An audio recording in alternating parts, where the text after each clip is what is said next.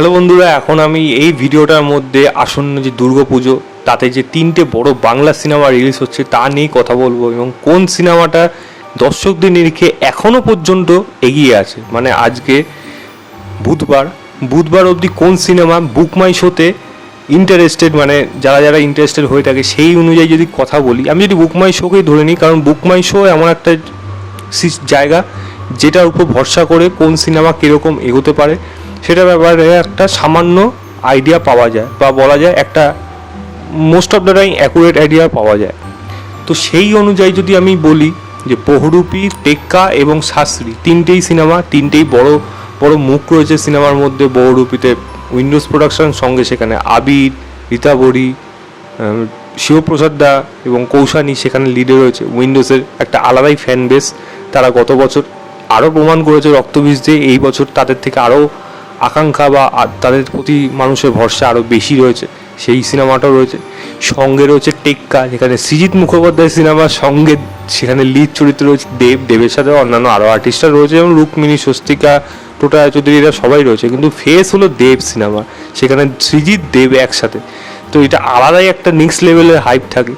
তৃতীয় সিনেমাটা হলো শাস্ত্রী, যেটা শ্রম প্রোডাকশনের থেকে আসছে। হ্যাঁ, প্রোডাকশন হাউসটা ডেফিনেটলি এদের মতো এত পপুলার একেবারেই নয়, বা বলা যায় খুবই কম পপুলার, কিন্তু সব থেকে বড় মুখ রয়েছে হলো মিঠুন চক্রবর্তী। অবশ্যই সোহম রয়েছে, অন্যান্য আর্টিস্টরা রয়েছে, মিঠুন দেবশ্রী ম্যাডাম রয়েছে, কিন্তু ফেস হলো মিঠুন চক্রবর্তী।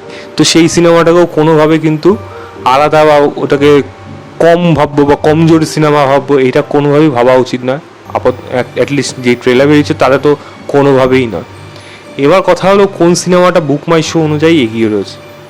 আমি যদি বুক মাই শো সত্যিকারে খুলে দেখি, বা আপনারাও খুলে দেখেন, যদি এখনও দেখেন, এখন সন্ধ্যে 6টা বাজতে চলেছে, এই ভিডিওটা 7টার সময় আসবে, সেই অনুযায়ী এখনও পর্যন্ত কিন্তু বহুরূপী অনেক এগিয়ে আছে, অনেক অ্যাটলিস্ট বলা যায় একটা গ্যাপ কিন্তু তারা মেনটেন করছে। বাংলা সিনেমাতে অ্যাটলিস্ট যেরকম ইন্টারেস্টেড বা কতটা ইন্টারেস্টেড এরকম একটা গ্যাপিং থাকে, সেখানে প্রায় 1200-র মতো গ্যাপিং কিন্তু দ্বিতীয় পজিশনে থাকা টেক্কার থেকে এগিয়ে রয়েছে।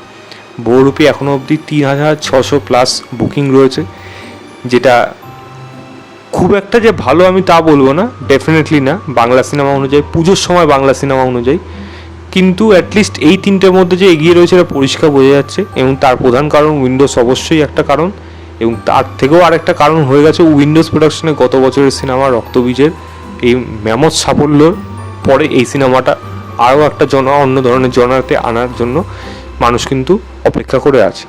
দ্বিতীয় পজিশনে অবশ্যই টেক্কা রয়েছে, সৃজিত মুখার্জি দেব, কোনোভাবেই ভুল মানে এটাকে খারাপ মানে তাচ্ছিল্য করা যাবে না। বক্স অফিস রেকর্ড ভেঙে দিতেই পারে যে কোনো সময়, আর সিনেমা যদি ভালো হয় তাহলে তো কোনো কথাই হবে না, পুজোর সময় রমরমিয়ে তখন যাবে। হ্যাঁ, এখন তুলনা অনুযায়ী বা এই সময়টার মধ্যে দিয়ে যাচ্ছে, বাংলা সিনেমার থেকে লোক আরও একটু মুখ সরিয়ে যাচ্ছে। এবং টেক্কা নিয়ে যে কন্ট্রোভার্সি হচ্ছে, আমি ওসব ব্যাপারে আমি আলাদা আলোচনা করছি না, ওটা আমার আলোচনার বিষয় না, আমি কখনো এরকম বিষয় নিয়ে আলোচনা করি না ইউটিউবে এসে। আমাকে পার্সোনালি কেউ জিজ্ঞেস করে তাদের সাথে আমি নিজস্ব কথা বলি, বাট এই পাবলিক প্ল্যাটফর্মে আমি এরকম ধরনের কোনো কন্ট্রোভার্সিয়াল জিনিস নিয়ে কথা বলতে চাই না। রেদার যদি সেখানে ইউটিউবারদের নিয়ে কোনো উল্টোপাল্টা মন্তব্য হয়ে থাকে, শুধু সেই মাত্র দিয়েই একমাত্র কথা বলি, আদারওয়াইজ কোনো ব্যাপারে বলি না। তো সেই কথা বাদ দিন, আমি যদি টেক্কার কথা বলি, টেক্কা 2400+ কিন্তু এখনও অবধি ইন্টারেস্টেড ফিল্ড আছে দ্বিতীয় পজিশনে। কিন্তু হ্যাঁ, এটা ভুললে চলবে না, এই পজিশনটা কিন্তু টপ করে ডবল হয়ে যেতে পারে, 2400টা হঠাৎ 5000 ক্রস করেও যেতে পারে। দেবের সিনেমা পুজোর সময় সহজ কিন্তু হবে না, অত সহজ হবে না। তো টেক্কাও যেমন রয়েছে, বহুরূপীও সেরকমই রয়েছে। এবার যদি শাস্ত্রী কথা বলি, শাস্ত্রী কিন্তু এখনও অবধি 1000 কিন্তু ক্রস করতে পারেনি অন্যান্য সিনেমাগুলোর তুলনায়। তো এইটা পরিষ্কার হিসাব দেখুন, অন্য যে দুটো সিনেমা আছে সেগুলো ভালো বিভৎস স্ক্রিন কিন্তু নিয়ে নেবে, পরিষ্কার কথা, সেটা নিয়ে নেবে। শাস্ত্রী কিন্তু স্ক্রিন কিন্তু এইগুলোর তুলনায় কিন্তু কম থাকবে, যেটা গত বছরও দেখা গেছিলো বিভিন্ন সময়। গত বছর 4খানা বড় বড় সিনেমা একসাথে ক্ল্যাশ করেছিল, এবং তার ফলাফল কী হয়েছিল দেখতেই পেয়েছেন। প্রত্যেকটা সিনেমা হলে চলেছে, তবে সেটা যতটা চলার প্রয়োজন ততটা আমার মনে হয় না। সিঙ্গেল যদি 16 রিলিজ থাকতো বা দুটো সিনেমা রিলিজ করতো, আরও বেশি চলতো, আমার এটাকে অ্যাটলিস্ট মনে হয়েছে। অ্যাটলিস্ট দুটো সিনেমা বাদ দিয়ে বা 3টে সিনেমা বাদ দিয়ে 4 নম্বর সিনেমাটা কিন্তু যতটা হওয়ার প্রয়োজন ছিল ততটা কিন্তু বক্স অফিসে আনতে পারেনি এই ক্ল্যাশ করার কারণে। এই সিনেমাটা আমি যদি বলি শাস্ত্রী, ইনিশিয়াল স্টেজে হয়তো সেরকম অডিয়েন্স, হ্যাঁ ডেফিনেটলি পুজোর সময় লোক থাকবে, কিন্তু আস্তে আস্তে যদি সিনেমা কন্টেন্ট ভালো হয় আস্তে আস্তে কিন্তু তার গ্রোথ কিন্তু আস্তে আস্তে বাড়তে থাকবে। তো এই জাস্ট ইন্টারেস্টেড কতজন আছে বুক মাই শোতে সেই দেখে বক্স অফিসে কে এগিয়ে আছে সেটা এখনও অবধি চট করে কনফার্ম বলে দেওয়া যায় না।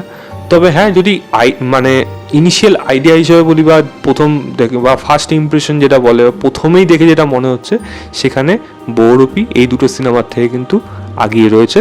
তবে এইটা আমি একেবারে বলবো না বাকি দুটো সিনেমা বা বহুরূপী কোনো সিনেমাকে খারাপ বা কিছু তাদের ছোট করছি, এটা আমার কিন্তু কখনোই উদ্দেশ্য ছিল না এই ভিডিওটা বানানোর পেছনে।